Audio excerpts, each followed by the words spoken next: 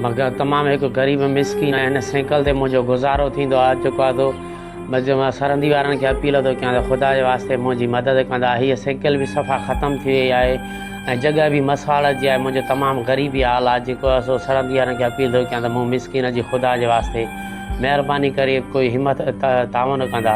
मुझे तमामु गरीब घणो गरीबी हाल आहे जेको गुज़र सफ़र थींदो आहे। साइकिल खे 5-6 साल थी विया आहिनि। हाँ 5-6 साल थी विया आहिनि त इन ते ज़मानो वाला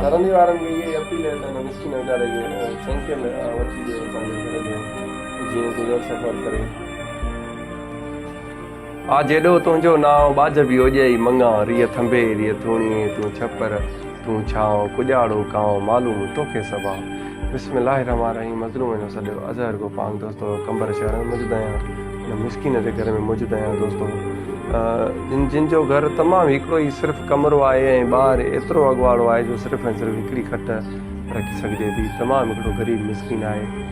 सो दोस्तों जेतिरो बि थी सघे हिन मिसकिन जी वधि में वधि मदद कयो ऐं हिन मिसकिन जो इहो चवणु आहे त मूंखे का साइकिल वठी ॾियो नई त मां पंहिंजे बचड़नि जो गुज़र सफ़र कयां। हिन में छा खणंदा आहियो तव्हां? कुल्फ़ी ऐं छोला हिन साइकिल ते। तमामु हिकिड़ो ग़रीब मिसकिन आहे दोस्तों।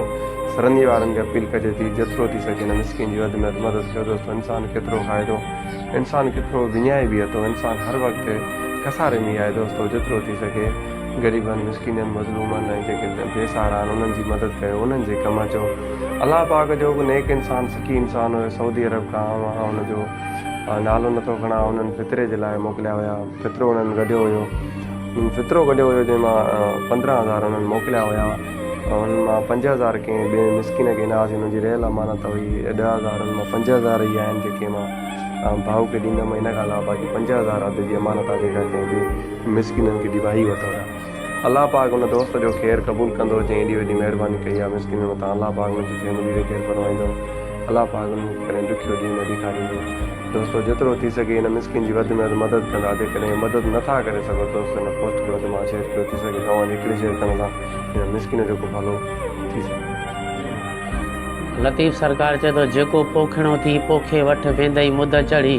जेको पोखिणो थी पोखे वठ वेंदई मुद चढ़ी। पोइ पाणी थींदई पोइ रो पोइ सुकी थींदई सोक लुणंदई सारो लोक सिकंदे हिकु सले लाइ। बसि ख़ुदा कारण मूं मिसकिन सां मदद कंदा त अलाह पाक तव्हांखे को ॾुखियो ॾींहुं न ॾेखारींदो। मां बि ग़रीब आहियां। मुंहिंजे बचड़नि जो गुज़र सफ़र हिन साइकिल जे ज़रिए आहे। ख़ुदा कारण मुंहिंजी महिरबानी कंदा। सल्लल्लाहु ताला अला ख़ैर ख़ल्क़ी मोहम्मद वाली वसाहबी अजमईन रहमत कया रहे।